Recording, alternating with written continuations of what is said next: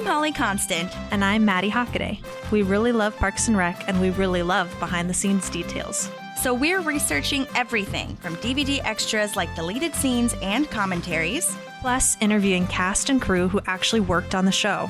We also bring on guests and friends to geek out about everything parks. So join us, you tropical fish. This is literally the best Parks and Rec rewatch podcast. We're your park pals. There's a park and some pals, and there's also therapy too. All right. Okay, let's go. Let's do it. I'm doing it. Okay. Okay. Hello, everyone, and welcome to Park Pals. Thank you so much for being here. We're doing Win, Lose, or Draw, which we've been waiting forever, but also we have Madi back. Oh, my God. Yay. I'm here. I'm still alive. I still exist, and I have survived the first 4 months of motherhood, but I don't know if you can hear my child screaming in the background. I can't hear it. Oh, good. So it's not coming through, but hopefully he gets his bottle and he chills. But yes, that has been my life. But I'm so excited that I was able to come back for the season finale because I was here for the beginning of the season, and I really wanted to be here to close it out. So I'm excited. I know. And I mean, for those of you new here, I don't know who is listening to this, really, honestly. I can't ever tell still to this day. I don't know who's downloading or listening. But if you are listening, thank you so much. And it means like beyond words. But if you are new here, you know, from our picture, Madi was the OG co-host. So I'm just saying. And then, you know, we'll kind of be doing what we have been doing as far as, you know, I'll have other co-hosts too, because, you know, the baby is the most important thing in the entire world. So we were just saying this too, but to all the other mothers, first of all, happy Mother's Day. First Mother's Day weekend for you, Madi. Oh my God. I'm excited to hear about what you're doing. Are you doing anything? Or you said you had plans, right? Yeah, I think we're going to go out to brunch, and then I think Ivan's mom is going to be here too. So we'll probably do something for her as well. Okay. And I'm sad my mom's flying, so I can't do anything for her, but I was thinking about maybe having Randy go out and get some flowers for me and have them ready at the house for her when she gets back to Singapore. Absolutely. So. Where is she going? She's going back to Singapore. So she was just here for Connor's graduation. Okay, gotcha. And then she's going back. And then they come back in July, and that's the last time. Officially. Oh my God. That is going to be so great, Madi. Oh my God. I'm so good. I'm going to cry, I think, when she's on her way back. I would too. For the final time. Yeah. Oh my God. To live in the same state and country, I mean, because I don't live in the same state for a long time, but to live in the same country as your family oh my God, it is so game changer. It's crazy. Yeah. It's so nice. So I know you'll take advantage of that. Oh, 100%. Yeah. But yeah, to all the mothers out there, happy Mother's Day. Well, it'll be past Mother's Day, but happy Mother's Week. Hopefully you got treated really well, or you get treated very well every day. You know what I'm saying? Mm-hmm. But it's just like really hard. But I was going to tell you before we get started is that I was reading, there was like this CNN post, and I don't know if this is interesting to people, but there was this CNN post about a gal who had her baby and then did her dissertation like in the hospital bed or whatever. Oh my gosh, I saw that. Yeah. And I don't know, I had such conflicting feelings because I was like, that's so great. And I'm like, she's such a superstar, rock star, but I hate that at the same time. I'm just like, I don't want her to have to do that. Could they have not accommodated that? Yeah, and I think she had it planned, as moms do, or most like pre-moms do. Like, you know, she had it planned like where she was gonna do her dissertation, then have the baby, and then whatever. But the baby came early, and because you can't plan for that. No, you can't. Hello. And so, but I don't know. I just kind of hate the narrative that, like, you know, she's in her hospital bed doing work. I mean, I understand that's absolutely what every woman is capable of, and most of the time does that kind of stuff. I wouldn't have wanted to, though. I can tell you right now, I would not have wanted to do that. Come on. I don't know, but I'm glad that she's done. And I think it's also that whole thing of like, moms are expected to kind of work up until they have the baby. Like there's no a lot of time before usually that they take. Some you can, but most women pregnant people choose to work right up until their maternity leave so that they have as much time as possible. And I'm just like, this is fucking insane. Yeah. Well, my job gives prepartum leave. That's great. Oh my God. Yes. I was going to go on my prepartum leave the day I had the baby. Oh my God. So I lost my prepartum leave. Oh my God. So, but I know for the next one now. I'm not playing with it. True. Oh my God. That is so crazy. But yeah. I mean, how long did you have technically? Was it 3 months total? They're at 3 months maternity leave, and then there would have been 2 weeks of prepartum. Okay. Gotcha. Yeah. 2 weeks, that's good. That's a good amount, yeah. Yeah. But 3 months, dude, like to have that's just not enough. It's not enough. But we've always said that. Yeah. It's okay. But anyways, we're here now. Blessed that I was fully paid during that time, because some people can't say that, so. Oh my God. Insane. Yeah. Okay. Well, anyway, so let's get started with our finale. This is insane. Yes. And yes, happy Mother's Day to everyone. So I'm just going to keep saying that. All right. So it's all leading to this season 4, episode 22, Win, Lose, or Draw. I have a promo I want to play advertising this episode, which aired May 10th. So almost to like the dot. It's May 11th that we're recording this. So, which is kind of wild. But anyways, so here is this promo. No 2012! We've had this really big, juicy season. Do I have your vote? No. The season finale, it's been so much fun. If you're a fan of the show, I think you will be so pleased at what happens. Leslie, we did it! Yeah! The fans who like our show love our show. The writers always come up with such great surprises. What? It's a trick. It's just kind of flattering to be here and then to have all these great writers. It's really terrific. I think at the end of the day, the reason why maybe people are responding to the show is because they just have started to like the characters. They work with the same bunch of weirdos, and everybody can relate to working with people that you have nothing in common with. Emergency meeting. I need everyone to gather around me in order of how much I trust them. Anyway, that was it. But I thought it was so cute to hear them talk about it and to like think back to when they were first airing this, you know? Yeah, that's crazy. Very exciting. And it's so true. I feel like we really are starting to love these characters. If we were a first timer, we're starting to see them meld together, mesh together. And so now people are really invested, you know what I'm saying? And invested in seeing Leslie's, trajectory here too, which is amazing. It is. Love that. That's cute. Also, did I finish my sentence about my brain's a little all over the place, as you can tell. Did I finish my sentence about so we'll like continue doing what we've been doing?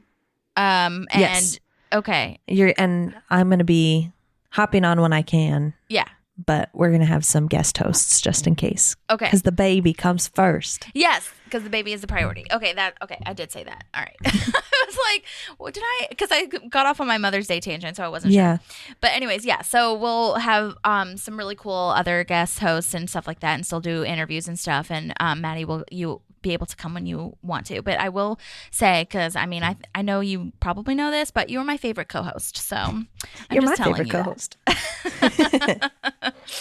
Okay, so it sucks, but also priorities, boundaries, and that is just such an important thing to do. I feel, Yes, and I'm grateful that I have someone in my life that supports it and understands. Yeah. Oh my God. Okay, so this was written and directed by Mike Schur, who was nominated for an Emmy for Outstanding Writing in a Comedy Series for this one. He was, I was thinking about it too. He was against, he ran this Parks and Rec ran against Louie, Community, Girls. Amy Poehler for the debate episode was also nominated during this time. Also a phenomenal episode.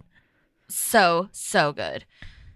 So they were both nominated that year, and Louis won for the episode called Pregnant, which I don't know that show. I've watched a handful of episodes, and they are funny, but I don't know that show enough to know what the names of the episodes are. So if you watch that show, that was the name of the episode that he won for.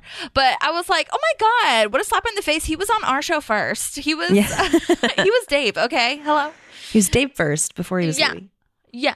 But anyways, and I was just kind of thinking, like, it's wild. I was looking at the winners for the previous years, and I mean, The Office, Goodbye Michael, written by Greg Daniels, was nominated. And Modern Family won, which is still an amazing show, but I don't know how Goodbye Michael didn't win. Like, that's nuts. Yeah, that song. Excuse me, that song in the end. Oh my God, it's kind of wild. So, anyways, Okay. So yeah, I was just thinking about like TV, and at this time I just feel like it was such a golden hour of TV. You know what I'm saying? Yeah. Like with Modern Family, 30 Rock, Parks, The Office, all that kind of stuff. Girls, Community, like I was just saying, it's nuts. So it's just interesting how our media has changed so much. Like we don't really have that right now. Like Yeah. the I think network it's gotten shows. oversaturated because you can stream so much. Yeah, it is the streaming. Yeah, totally. Okay, well, I have summary written, and now we're getting a live one. Very exciting. Yay! Live summary. Okay. Today is the day. It's time for the city council vote. Come along as Leslie fulfills a lifelong dream. Chris fulfills some needs. April and Andy think about their dream jobs. And the rest of the gang stands by Leslie, win, lose, or draw.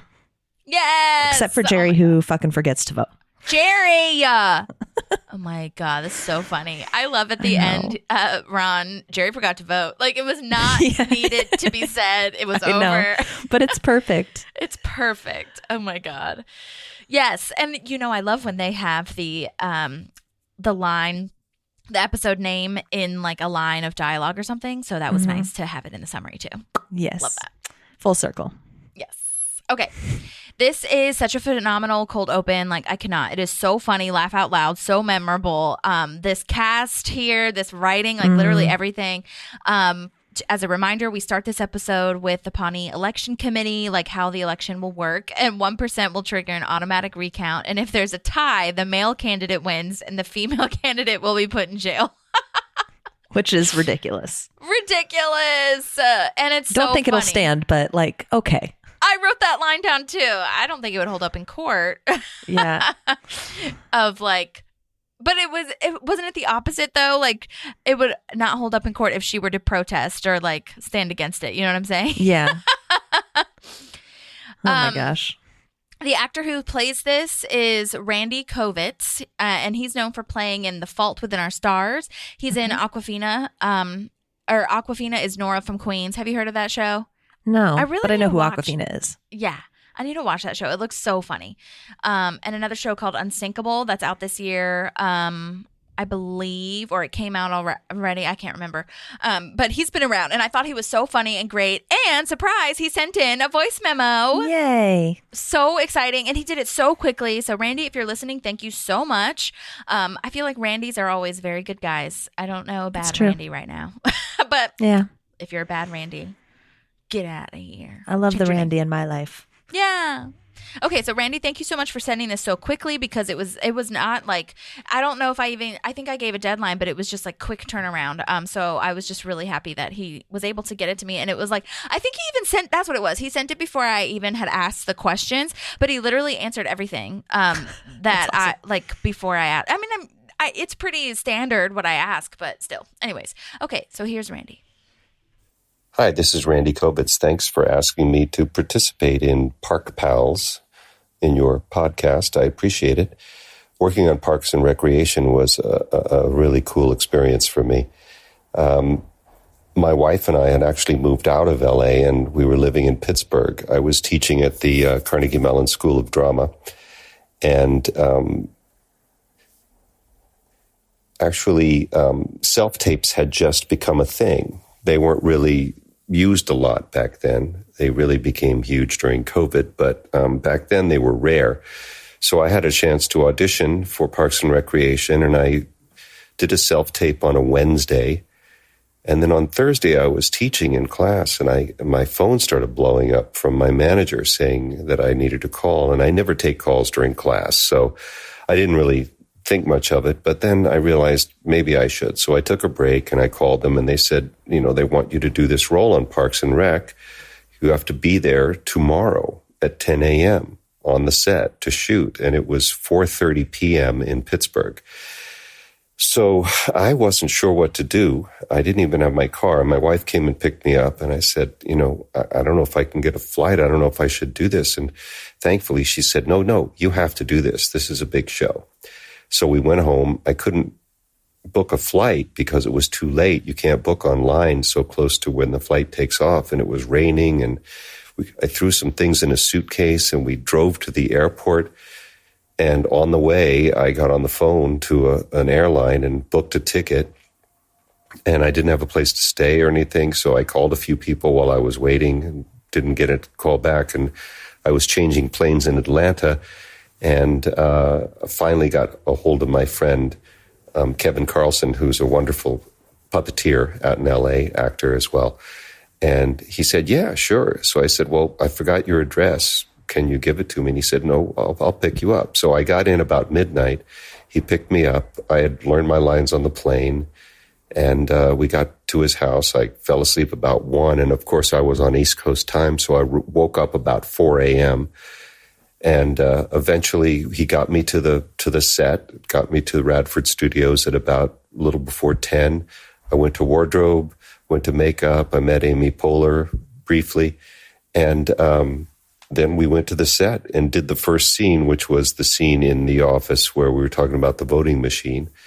And that was really interesting for me because I'd never worked in that way before. I've done a lot of sitcoms and other things, but the way that's shot in that style that they shot The Office and a few other shows was new to me, with 2 camera people on rolling seats, rolling around, kind of just seemingly doing whatever they wanted.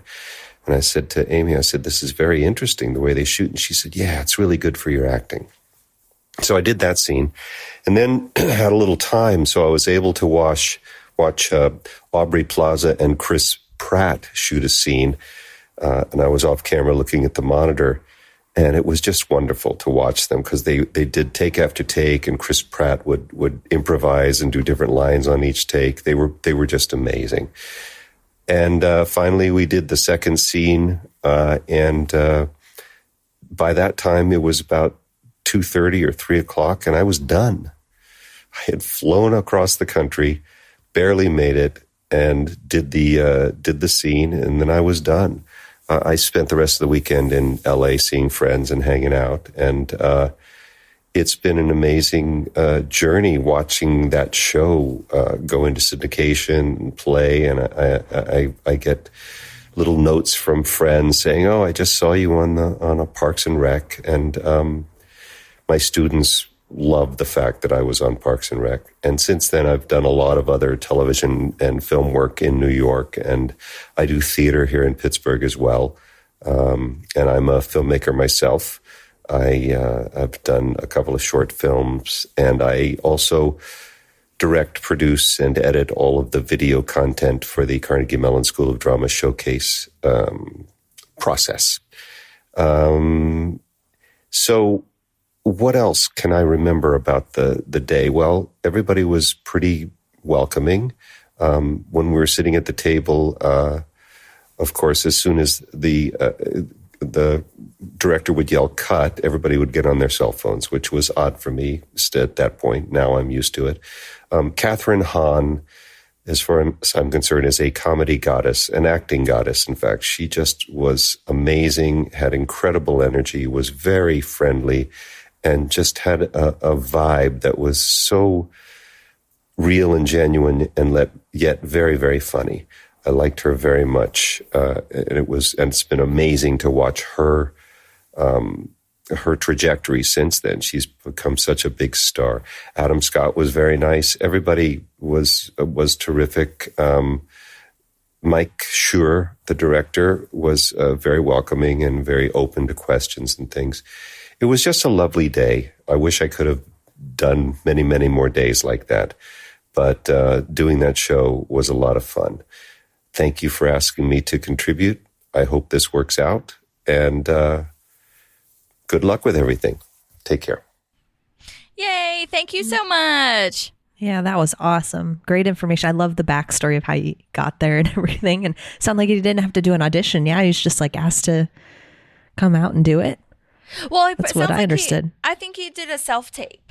Oh, that's right. That's right. Yeah, I think he did a self-tape, and he was saying like they weren't as, prevalent. I don't know if that's the word. They just weren't as used or whatever. And so that must have been really interesting. But yeah, that's amazing that he got out there. I don't know, to just drive to the airport. I've never had to do that. Just drive to the airport and hope there's a flight, and it being raining and then not having anywhere to stay. But shouts to his wife for saying you got to do this because it's such a good experience, and he did such a great job. I mean, this was so funny. Perfect.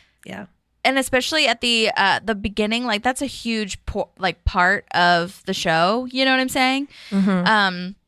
And like the way he played it so straight, and I think that was. They always say that, especially in this kind of show, that you want to play it straight so that it comes off as funny because like these people are real people that really believe this. It's like what they're saying. Like it's not going to hold up in court because you're a lady and it was a tie. Yeah. So and I love this voting machine too that he has to like. Oh my gosh. See, and his facial expression of when he sees what happens, he's like. So great. So great job, Randy. Thank you so much for sending that. I loved it so much. And I'd love to also go see a puppeteer. Your friend sounds fun. So, but can you imagine being taught by him though? I feel like I would be so excited. So awesome. He's probably a great teacher too. I feel like he talks really slow and like got a good voice concise. For it. Yes. Yep. And like explains things very well, and the timeline I could follow it. Mm-hmm. Yeah, absolutely. Anyhow, so back to the voting machine, showing if you get free candy if you vote for Bobby, and the Sweetums girl cries if you vote for Leslie, and it's like this awful cry, and I love Jen's response. And yes, oh my gosh, Catherine Hahn is a goddess, an acting goddess. She is incredible. I love her. Oh my gosh. She plays it so straight too. I'm sorry, I just don't see the problem. Yeah. when she obviously does, right? Like oh my god, she's playing innocent. Oh my gosh. It's so cute. I love that. And you know what? I don't even think Mike Schur like was thinking this when he wrote this, but this is what candidates want to do now. You know what I mean? Like they want to have a backwards incentive to vote for somebody else. It's kind of wild. I mean, I'm sure it was happening then, but it's gotten even worse now, I feel. Yeah.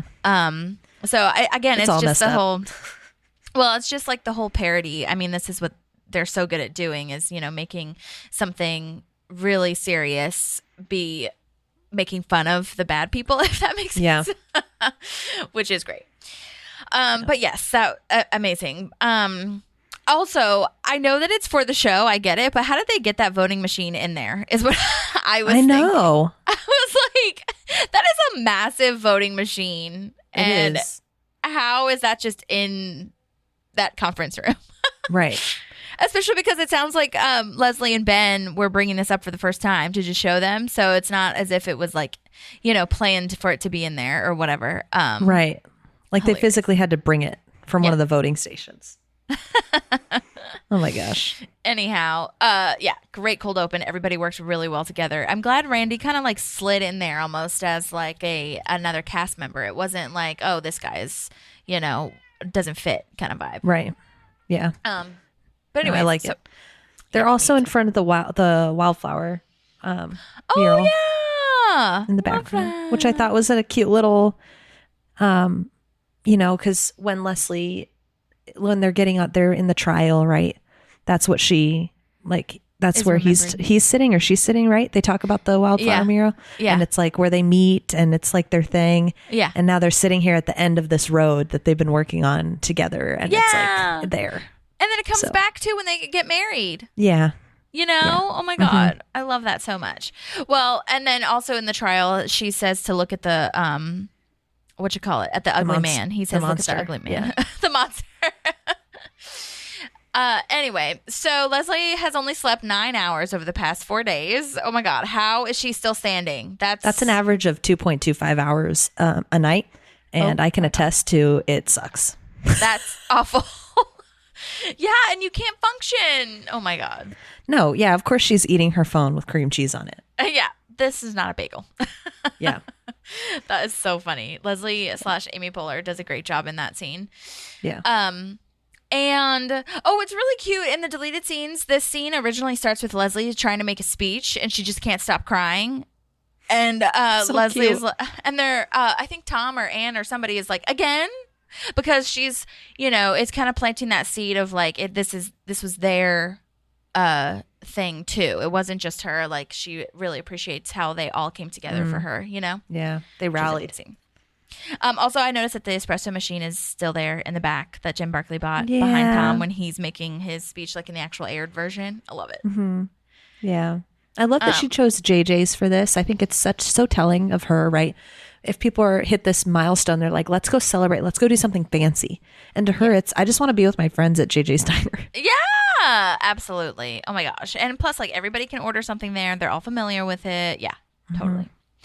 It is super important to note that they are a razor thin margin. Like, she is kicking ass. They are neck and neck. And she doesn't have the money that Bobby Newport has to hire people for this. This was like super grassroots. So I feel like it's really important to note that. Yeah. Well, and she was coming from a scandal. Yeah. Oh, yeah. That's true, too. So That's true, too. Yeah. It was not a scandal. it was not. But no, But, in the politics world it was. So, right. Anyways. Okay. So now Tom is saying like the party will be at the Jermaine Jackson ballroom, and The historic Jermaine Jackson ballroom. What makes it her historic is what I want to know. Well, I mean, did you notice in the plaque it said that he visited Pawnee once? That's why it's historic, I think. Okay. He gets a whole ballroom just for visiting. Exactly. Oh my God. Well, I also had to be frank with you, and I'm sorry, I'm the worst, but I didn't really know who he was. I knew kind of an idea, but he's in the Jackson 5, and I feel awful for not knowing that. But I did Google it. I think a lot of people only know Michael Jackson from the Jackson 5. Like, they don't, and a lot of people know Janet Jackson, but not a lot of people know Jermaine, or I think is Bo the other one. Yeah. So. I think that's probably true, which is sad. But yeah, that totally makes sense. And he played bass for it, just in case anyone, for Jackson 5, just in case anyone was, curious. That is cool that they did that little homage, though, because he's from Indiana. They're all from Indiana. Yeah. So I think Very that's nice. really cool. Yeah. Also, like, Tom wanted to have a Pimps and Hoes pajama party. Ew. No, Tom. I'm not on board with that. Sleazy Tom. Sleazy Tom. Sleazy Tom. Okay. He and Ann are matching BT dubs. Oh, really? Like, clothing wise? Yeah, like their color coordination. Oh. Yeah, his tie and her shirt match. Okay. All right. It's a what, I don't know why I wrote toit. I think because I've been watching Brooklyn Nine-Nine. Toy. Oh my Toit. God. So I'm doing my Andy Samberg. I said they're wearing a toit maroon. Cute. Cool. Okay. I was gonna say maybe you wrote tie and it looks like toy, but no, I think you wrote toy. Yeah, I wrote toit. I have no question that's what it says. Did I do this too late at night? I don't know. Whatever. It's great. I love it. It's perfect. You never know what you're going to write in your notes. Sometimes it's not concise. That's true. But that's okay. At last episode, we had kind of a reprieve from Tom and Ann. Like, last episode, we didn't really talk about it. We were just kind of doing the bus tour, whatever. And I was like really happy about it. And now we're back to it because Tom had a dream that him and Ann got back together. Stop it. It was all so real. The way he says it, I quote that. But now we have to live with this through the beginning of season 5, and I'm just not here for it. No. So, I mean, his actual speech, though, his actual dream is incredible writing and acting. It is amazing. Blue Ivy Carter high-fived me and gave me $40 million. And they're playing Baccarat with the T-Mobile girl. Okay, so many things. Like, I looked it up, and because T-Mobile girl, it used to be Catherine Zeta-Jones had like a moment with them. T-Mobile's been going wild with their commercials right now.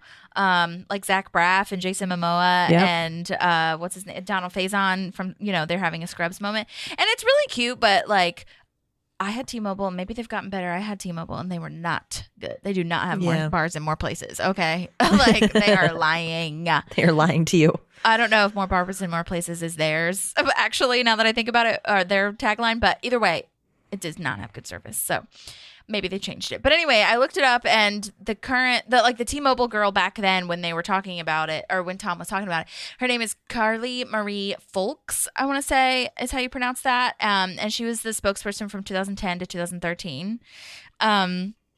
So yeah, and she's like known for wearing like a pink and black kind of like leather motorcycle outfit thing. So totally makes sense. That Tom would dream about her. And then Drake was there as well in this dream. I just love that too, where it's like it was so real with all of these $40 million, like absolutely not real stuff. Absolutely not. Yeah. So good. Also, side note, have you heard like the whole Drake and Kendrick Lamar beef that's happening? No. Oh my God. Well, I had to Google it, or not Google, or did I Google? I think I did Google it actually, because Questlove posted about it, and he didn't use any names, but everybody knew what they were talking about. Anyway, it's a whole hip hop like diss tracks going back and forth between them two. Wild. Damn. I know, crazy. And then somebody like police were at Drake's house like was it I don't know a couple weeks ago or a couple days ago, but I don't know what's going on or whatever. For those of you who are following it, let me know, because I don't know what's going on. Anyways, okay. Drama. Side note, Baccarat is a card game. I looked it up. It's always played at casinos, but I don't know anything about it. I could not ever tell you what it is or how to play it. I just know it's a card game. I know. All right. So, I also wrote that I don't think they did this on purpose, but Baccarat is a French luxury house and manufacturer of crystal located in Baccarat, France, which is so Tom. I was like, he could have been talking about either one of those, you know? Yeah, that's real. Yeah. Okay, there is a deleted scene here where Ron is at the hotel and they're setting up the bar, and Mouse Rat is playing and rehearsing, and I was so sad that they cut a lot of that stuff. And Dana, the bartender that we see later, that Ron knows by name, to request his Lagavulin and stuff. She ends up having lines, and she was so great, and I'm really sad that they cut her. Like, she was really natural and like not overacting it. Like super confused bartender vibes of like. He brings his own whiskey, by the way. Like, he brings his own whiskey. He brings it in a briefcase, and I'm gonna play the scene in a second too, because at the beginning you hear guitar noodling, and that's Burley, and practicing guitar and Mouse Rat and everything. And then we get to this scene where Andy gets a phone call from April that the computer thing is happening, and so yeah, I just wanted to set up the scene. But okay, let me see. You guys, April's in trouble. I have to go.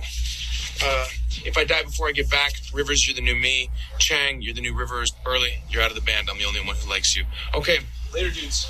I just thought that was so crazy. That's funny. Oh my God. Oh, poor and I Burley. felt so bad for Burley. I know. It was nice to see the band like having a little bit more presence. I mean, in the deleted scenes, I get why they cut it just for timing, but I was like, that's so hilarious. And I've seen this picture. Burley's face is like, was cut out. Like, I've seen that picture, like that promo of Burley, and I'm like, where is that? And yeah, that's what it is from. It's like cut out. And I don't even know. I wonder if I have the picture. I'll post it. I'll send it to you. But he's like holding the guitar, and he's wearing his shirt, his Leslie Knope shirt with like the flannel over it, and he holds the guitar that Andy, like, he has one on his body, his guitar, and then he's holding the guitar that Andy just handed to him, and he's like, what? Like, really feeling sad and like, you're the only one that likes me. Like, is that true? Kind of thing. Yeah. Aww. But and then shouts to Burley, because Burley's so cool, and I'm such a fan of him, both as an actor and a person. He always reaches out to me, tells me about his memories on set, and just the nicest dude. And I wanted to read an email, because he did reach out after I asked him like what was going on, and he said, super fun episode to shoot. I stole that Nope campaign t-shirt, and I was like, honestly, I would have too. Yeah, you should be able to just keep it. I don't understand. Yeah, so thank you, Burley, for sending that. What else? Oh, yeah, I was going to read some other stuff, but, okay. He said, I love shooting these big event episodes because the cast would basically just hang out and chat between setups. So warm and friendly. Rashida's an old pal from college, so we would catch up about life. I totally forgot about that. And then he said he hung out with Mike Schur all day watching the sausage get made. Great, confident vibe. And then he said he thinks there's a thing where they shot an alternate ending where she lost the election just to make sure nothing leaked ahead of time. And I was like, oh, interesting. That's cool. I know. I wonder if that's true because, or maybe shooting that thing where she like lost or whatnot could have been a nice like, I don't know, fail-safe kind of thing, you know, where she almost loses. But anyways, she said, what did he say? Oh, I was telling him that I found the deleted scene footage of him like being cut from the band. And he said, I'm so glad you found that cut footage. I'm the king of being cut, trying not to take it personally, LOL. He said he had a few lines in Ford v Ferrari that got cut. And the one that he improvised apparently made it into the final film.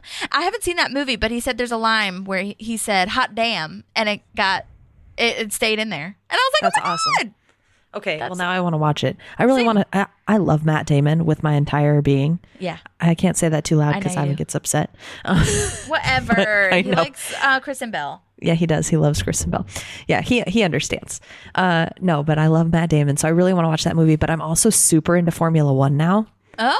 And I don't know if Ford versus Ferrari is Formula One or if it's like Indy 500 or whatever it is. But I'm like, I will watch it for the history of this stuff. Yeah, totally. Isn't Adam Driver in that one too, Ford v Ferrari? It's Christian Bale is the other lead. I'm thinking something. I don't think Adam Driver's in it. He could be, but he's not one of the main two people. He's in another movie, another car movie, I feel, and he had to he looks really different. I want to look up what he's in. What is it? It's a movie literally just called Ferrari. Oh. Weird. And that was last year. It's a biographical sports drama film. All right. He plays Enzo Ferrari, like the one who started Ferrari. So anyways, okay, sorry. So that's back to Burley. He has a lovely show on YouTube that's up. It's called Grippin' Electric, and I actually love it so much. I'm going to post it in the show notes. I watched a couple of episodes that he did, and it's really good. I wish that it got more traction. He said shot as a spec pilot, which I then repurposed or re-edited into a web series. What might boggle minds is the cast is pretty stacked. Henry Thomas, who was in E.T. Fall of the House of Usher. Lynn Shay was in Insidious. Janet Varney, The Legend of Korra is what Janet Varney was in. My wife, Meredith Bishop, who we did talk about this. She's in The Secret World of Alex Mack back in the day. Izzy Diaz, Snowfall telenovela, and Burl Mosley, who was in Crazy Ex-Girlfriend in Your Honor, those are very current shows. We got recommended by the New York Times and Tube Filter, which are the creators of the Steamy Awards. And he was like, I'd love to get this thing another life. And I was like, I wish I could help you somehow, but all I can do is share about it. So I'm going to share about it. It's really good. And it's called Grippin' Electric because it's about Grippin' Electric crews on sets. And that's why it's like a total Parks and Rec vibe as far as the office space and and Parks and Rec, the office vibe as far as everybody works in the same department kind of thing. And it's just the backstory of that. And I feel like that's beautiful. I love it. Yeah, very cool. So check it out. But thank you, Burley, so much. Oh my God, that was wonderful. And I'm just beyond grateful that you send me everything. So nice. Okay. Let me go back to my notes here. Okay. I was going to tell you a side note. People do bring their own whiskey to weddings sometimes because I was a bartender for the first time, officially at one of the catering things that I've been doing. Mm-hmm. And somebody brought a Crown Royale whiskey, and it was just really wild to me. I didn't know that was a thing. Yeah. It's interesting. I think I wonder if it's by venue, because our venue was all about you bringing your own alcohol, but I think some have stricter licenses and stuff. But well, yeah, I mean, it's just interesting because the wedding party or wedding, they pay to have the alcohol that we already have behind the bar. So it's it's just weird when one guy has a bottle by himself, but that's exactly what Ron did. And that is a real thing that people do when they're feeling that strongly about their drink. So anyway. Yeah. Okay. So now Bobby and Leslie are meeting to present a united front that you should get out and vote no matter who you vote for. And Paul Rudd is incredible. Oh my God. Leslie, you can't vote for yourself, I don't think. He's such a little like baby toddler man. He's so good. I said, you're so naive, Bobby. I love you. Pretty sure that's illegal. Yeah. Oh my gosh. And then Jen drops a bombshell offering Ben a job in D.C., running a congressional campaign, further proving, I think this was really cool, further proving that this wasn't personal. Like, she's just doing her job and she's really good at it, but also because, like, she offered him a job and also, like, showing that he did actually do a really good job with this, you know? Yeah, he did. I think we're seeing a new side to Jen Barkley, right? Because she's never not been willing to talk to Leslie and Ben. Like, she'll have conversations with them, but she's like doing this. It seems like a play, kind of, because she's like, "But don't cross me," you know, like kind of vibe. Like, but now she's like completely serious. Like, no joking aside, they're not talking about this election. She's just Jen Barkley, who runs this really successful group. Yeah. You know, we're seeing a new side to her, which I'm excited about. She's by far one of my favorite characters in the entirety of this series. Yeah. And I continually rerun in my head when she visits them later when they have kids. And she's like, Pancho. And, yeah. Oh, I'm so glad with my life choices, she says, right? So I just love her. I think she has some of the best moments. She and John Ralphie, I would say, are my top two favorite like guest stars. So I'm so happy that we continue to see her after this episode. I think it would have been really sad if this is the end of Jen Barkley. 100%. So I'm glad that we're setting this up here with being like, hey, Ben, you know, you can continue to work with me. Yeah, and I would say even her presence is around too. Like, she's not always in the office with Ben next season, with Ben and April or whatever. Oh my God, I can't wait till we get to the episode that when April like does that like drawing of Ben. Yes, oh my gosh. Fucking so mad at that. Anyways. I know. But yeah, we see her presence so many emotions. For sure. I know. But 2 days, like he needs to be in DC in 2 days. That's really crazy. Quick.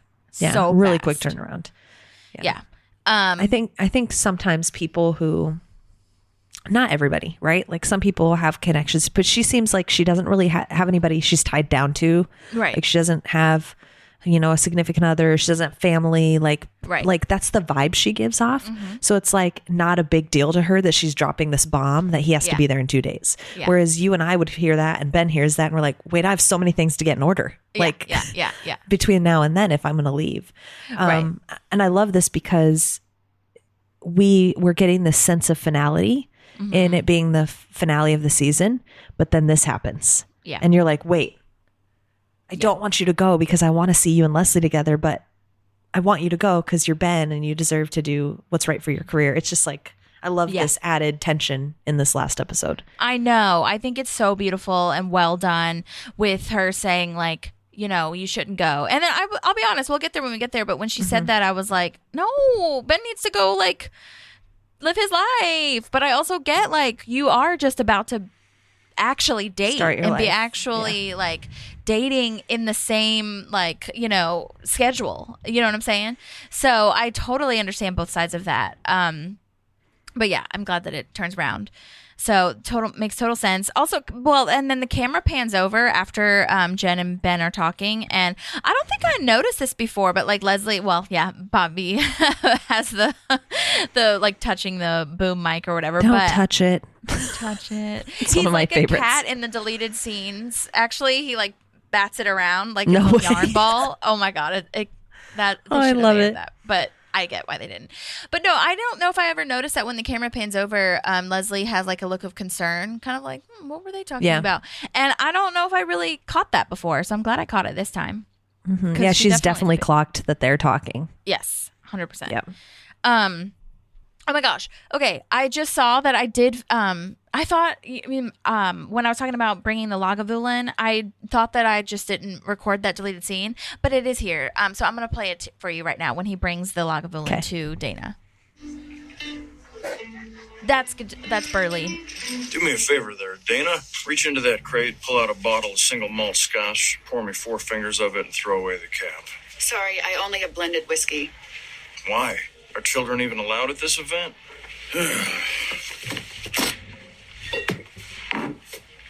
Nobody touches this but me. It's been a long, hard-fought campaign. I have been forced to do many things I don't enjoy, like write things down and speak with people. But now I'm alone. I have my favorite whiskey. Things are looking up. Bacon wrapped shrimp? Thank you, ma'am. I'll take it from here. Oh.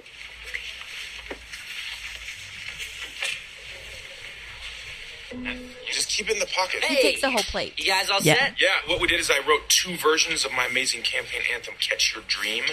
If we win, I sing, Catch Your Dream and shackle it to your heart. But if we lose, I'm just going to sing, Screw your dream, shackle it up its own butt. So, Well, I hope she wins. gosh, me too. We all hope that. Bro! Honey? No. And then that's where the Burley scene is, where he's like, you know, if Chang, you're this, and they're moving things around, saying that Burley is not really liked in the band. Yeah. Oh, no, that's Okay. great. That makes so much more sense. Yes. So I was like, I could have sworn I recorded that. I had set up the whole thing to tell you about it. But anyway, so yeah, he brings out when he said, no one touches this but me, that's when he's bringing out his briefcase, opening it, and giving the Lagavulin to her. And yeah, she was really good. She was just like, okay. And yeah, he takes the whole plate of the bacon wrapped shrimp. Oh yeah, he makes that pretty clear. Pretty good. Yeah.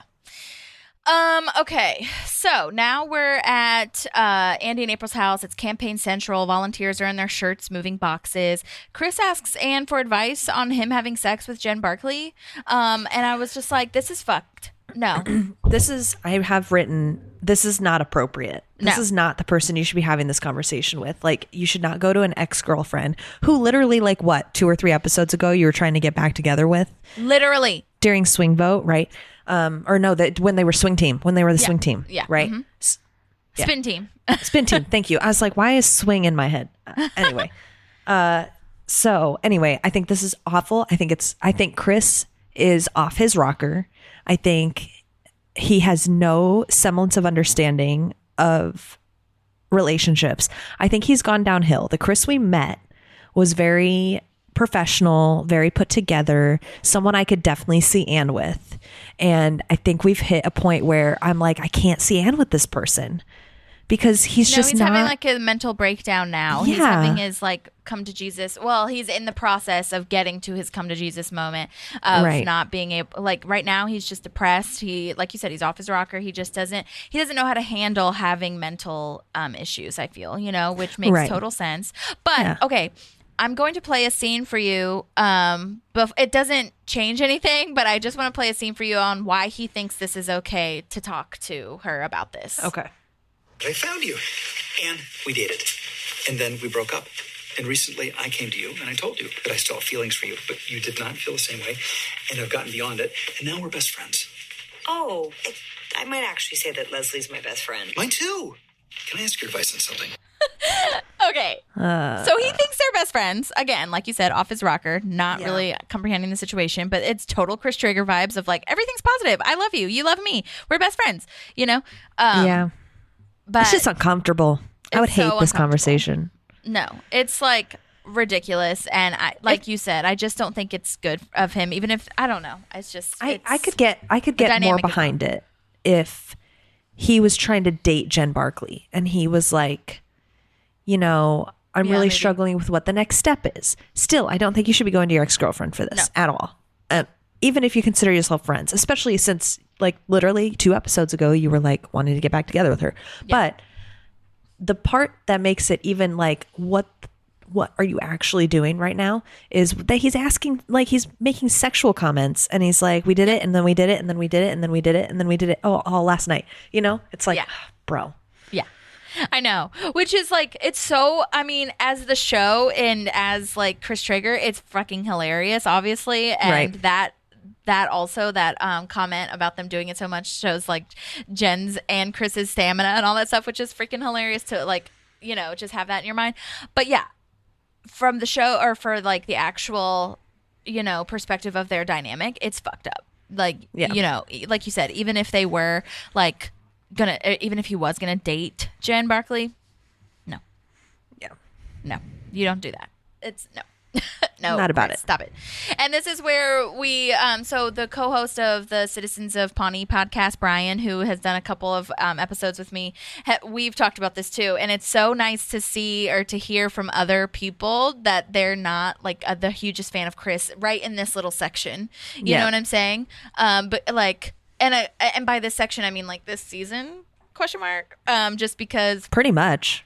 You know, like with the dating Millie thing and like saying fucked up sexual comments to Jerry and like all that stuff. And like, again, his intentions are good. I'm not denying that part. His intentions, I think, are really well set.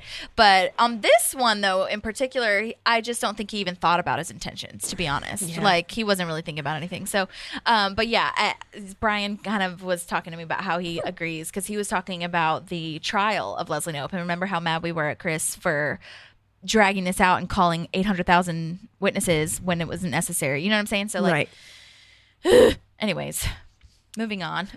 Frustrating. If you want to. Do you have anything else to say about that? No, I don't. I noticed that they're in Andy and April's house and we don't ever go back to their house, right? Oh, we don't? I don't. Maybe I'm crazy, but I'm pretty sure we go to. Keep an eye on it. Yeah. I don't know if we go back there. So I don't know what they're doing. It looks like they're setting up, Yeah. They're like taking down stuff. So they're taking down stuff. That would make sense. Yeah, they're taking down the campaign stuff. So before that, and that's a great question because before that, there's a deleted scene where Anne wants everyone to grab every single piece of paper that they can find to make a scrapbook for Leslie, and it's so cute. Nice. And there's this random napkin, like that a worker volunteer finds on the fireplace, and it says Steve, and someone almost throws it away, and Anne is like, "Don't throw away." I said every piece of paper, like everything you can find. And so the actor who plays that guy in the deleted scene, I like to, say everybody's name. Shout him out. Yep. Is named Mike Hanford, and he's a comedian. He's been in a few things, Comedy Bang Bang, that TV show called Love, Monsters University even, and he has a podcast and a band called the Sloppy Boys. I thought that was a fun band name, total mouse rat vibe. So check that out. And I feel like I recorded his scene actually.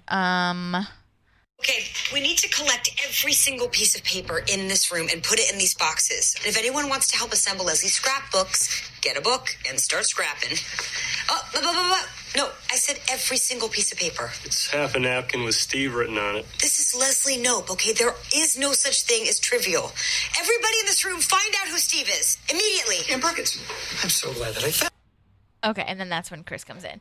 So they did end up cutting a lot from this episode, I feel. So Burley, don't feel bad. Like a lot of people got cut, including, the bartender and all that stuff, which makes sense for timing. But anyway, so shouts to Mike Hanford for playing that guy. He had one line, and, that's so sweet of Anne to be doing a scrapbook too. Or multiple scrapbooks, I guess I should say. Yeah. Okay. So cute. Oh, yeah. This is where Anne talks about this. We already talked about that. So I wrote like a whole fucking paragraph about it. Just seems like he has really strange social misunderstandings on who he can talk to about certain things. You know what I'm saying? Like, it's just weird. But he's in a spiral and it is what it is. I don't know if he's ever had this many emotions or this many people even that he can rely on. Yeah. So, he's coming from that moving around all the time. So I'm wondering if he's even just struggling with, I have so many people in my life. What's each of their roles? Right. That's true. That's a great call. And I think that Anne does a great job here. Like, I feel like if I was in Anne's shoes, I would be like, wait, are you being serious? Like, I would actually wonder if Chris was being serious to ask me about that. But she gives a fine response, like, it's fine to sleep with Jen Barkley again, whatever. But Anne really got the short end of the stick on this campaign vibe, she did. I feel. She's in the wrong place at the wrong time. Yeah, and Rashida's acting here with her look to camera after he explains how many times they had sex or whatever is so good. It's so funny. Yeah. So now we're at the office. April's hiding under the table because she thinks she deleted all the files. She was supposed to transfer them to a thumb drive. It kept freezing. Andy tries to fix it. This is such a good Andy moment too, blowing on it like an Xbox or a Nintendo and then knocking it over. Accurate. I used to do that with our DVD player too. Yeah. Yep. And then just knocking it over and killing it. It's like, I just feel like he does that with so many things, like breaking the light switch when he's trying to get the birth certificate, all that kind of stuff. Yeah. Also, I had it written to, or I had it in my mind to ask, like, Do you think it's okay for Chris to be sleeping with Jen Barkley? Like, what's your thought on that? Like the whole because she's the campaign manager of the other camp.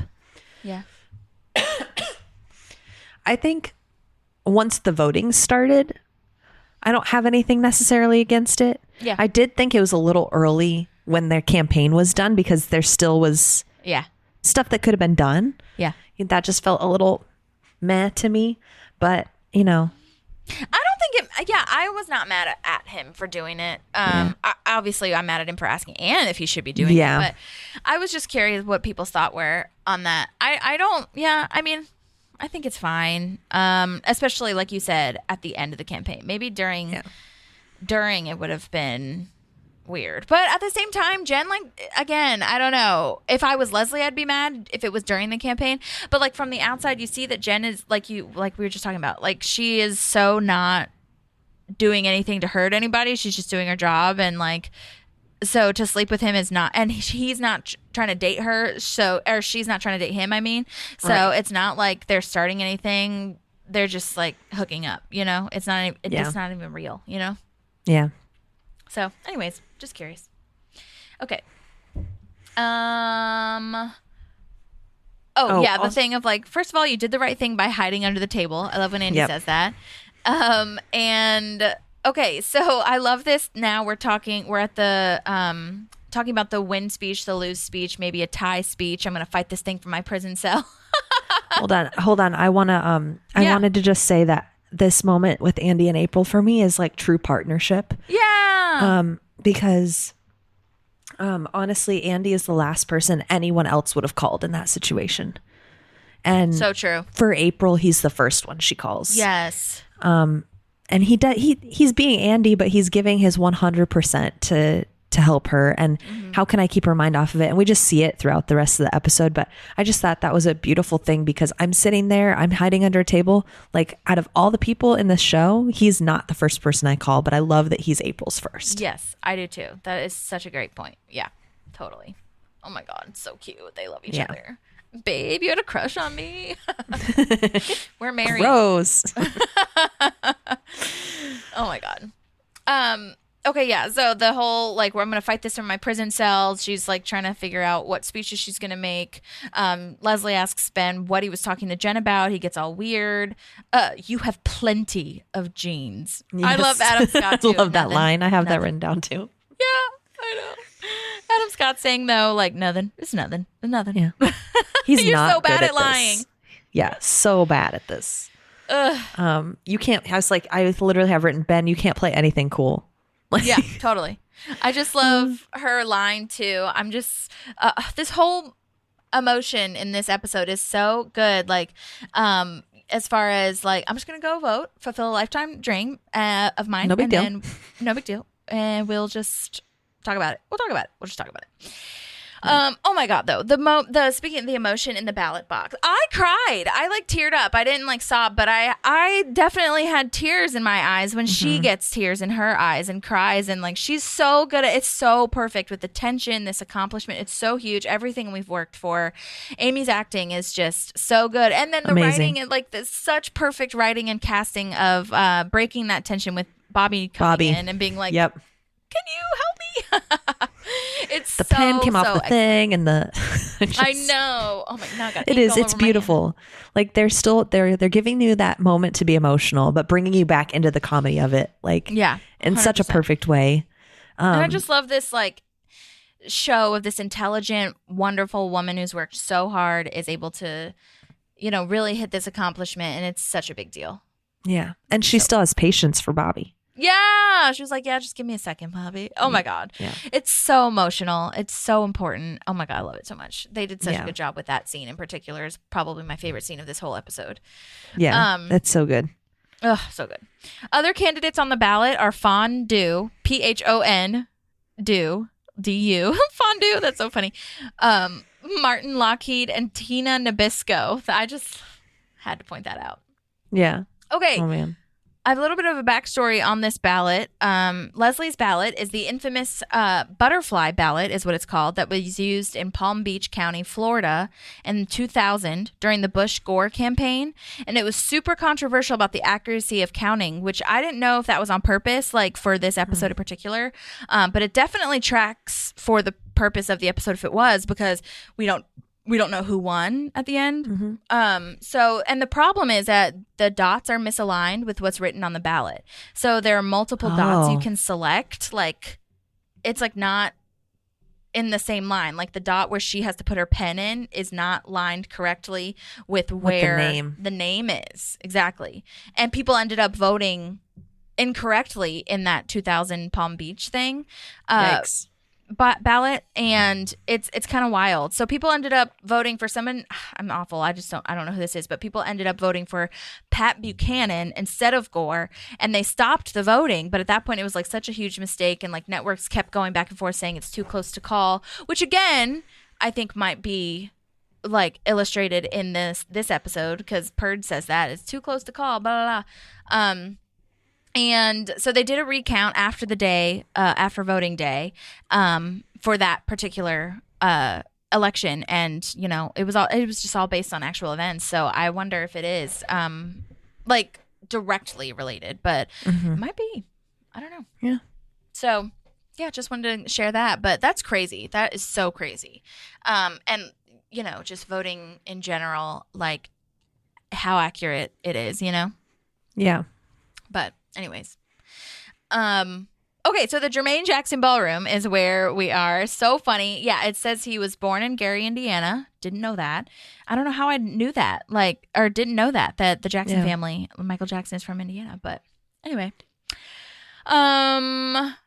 let's see. Oh my gosh, I was going to tell this story. So when my sister and I, just briefly, it reminds me, this like visited once thing. It reminds me of when my sister, me, and my mom went to Cape Cod, and we stayed at this hotel that like on the website looked so fancy and like cute.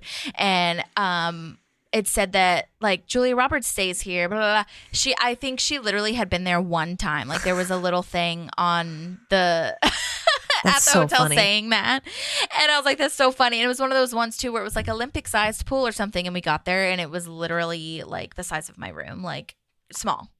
I was like, why? That's misleading. No, not about it. Yeah, I just thought that was so funny. I think a lot of people, like especially small town things, like just use anybody's name to try to get them traction. So I just thought that was so funny. Yeah. Oh my gosh. Oh, and I was gonna write or tell you too, on the plaque they misspelled his name, and I was gonna try to pronounce it, but I'm not gonna do that. But they misspelled his name, and so I thought that was really interesting. And I just wonder, like, did they have to get the rights to use his name? Like, I always wonder about that. You know what I'm saying? Like, can you just mention somebody's name? I feel like, I don't know. I think That's a good question. I think you can. I think SNL would be in trouble if you couldn't. That's true. Yeah, that's what I'm saying. Anyways, okay. Let's see. Oh, this for a location breakdown. This was shot at the Garland on Vineland. If you're in Los Angeles, it's in LA. And Adam Scott let us know that actually because he was on the podcast that Jim O'Hare and Greg Levine have, and about parks. And yeah, it's a really cute little hotel. And yeah, so if anyone drives by Vineland, or drives on Vineland by the Garland Hotel, that is where the campaign was shot. So, and where they're like at the bar and all that stuff. So super fun. Very cool. And I'm assuming the where they voted was like a high school gymnasium or something is what it looks like. I would think. I didn't find the location for that one, but yeah, they rent out schools and stuff all the time. So I'd assume that's where that was. Yeah. And that's good. I feel like that's very accurate, portrayal. Yeah. Because a lot of places or people have to go to gyms and churches and stuff to vote. Yeah. Okay, so Pert is reporting that only 1% of precincts are reporting, and Brandi Maxxxx is in the lead. Oh my God, what is this? Italy? This is actually a real reference to Ilona Staller, who was a Hungarian-Italian porn star who was elected to the Italian parliament in 1987. Oh my gosh, that's amazing. I know. I love it so much to know that. Oh my God. That's and awesome. then Anna's prepared and says she prepared a little surprise, which we'll get to. And she says, Leslie says to Anne, your perfect ambiguous ethnic blend represents the American dream. Oh my God. Oh, crazy. Okay. This is the next part, though, the sad part, where Jerry hands out 1,000 leaflets and then he says he didn't vote. Very sad. He thought they closed at 8. Yeah. Ugh. Oh my Poor God. Jerry. I know, poor Jerry. He does look so upset. That's the thing about it. You're like, oh God, Jerry. Ugh. Yeah. And Ron's like so practical about it. Yeah. Like he's not worried about it. He's not emotional about it. Like, He's no, just they closed at 6. Yep. So now Chris That is going to sucks. see Jen, and he didn't fully understand the physical shapes they were making. And I love her response, like, yeah, I know. Yeah. She And knows, yeah. I love that she says, you little screamer. She's definitely the top. Yeah, that's so funny. He's a bottom in this one. He's the bottom in this one, which That's I feel like you meet Chris and you're like, you're a top. Yeah. Yeah. So, Hilarious. which, yeah, I love. There's candy everywhere, which I know we should assume because of Sweetums. Yeah, totally. Like, love that. I wish I could live my life like that with just vats of candy sitting on all the tables. Yeah, totally. It doesn't feel right to me that he goes into the enemy camp. Yeah. And they like do it in the enemy camp closet. Interesting. That feels a little weird to me. Yeah. Like, not that I'm like mad at him for doing it. Like, you know, it's not like, how dare you, Chris? But it's like, this is a little weird. Like if they had met on mutual ground, like somewhere else. I mean, they did in the it hotel. in the Newport Mansion, though, on enemy ground. So the Yes, that's precedent's already true. been set. But they weren't campaigning in the house, you know, and Yeah. the rest of the team wasn't there. Right. That's You true. know, I think it's the fact that there's the teams there. She's working. Yeah. They're waiting for the votes to come in. Yeah. And he's like, I'm just going to welcome myself into this war so room. hilarious. Yeah, But- I feel like the precedent's been set already or something. I don't know. I didn't mind it as much, but I totally understand what you're saying, like especially the people around. Like, yeah. But yeah, and the fact that there's like a futon in the closet is hilarious to me. And I thought about it. I was like, is that really a thing? And then I thought about it and I was like, people do really campaign like literally all night. So they might try to go sleep or something. But Well, there's a ton of people working this campaign for Bobby. totally. So it makes it so much more like, go you, Leslie. Like the fact that, yeah. she doesn't have that manpower. Yeah. Yeah, she doesn't. And they're probably that's probably all their jobs. Yeah. Is to campaign. And that's not, her team is a Parks and Rec department. Right, exactly.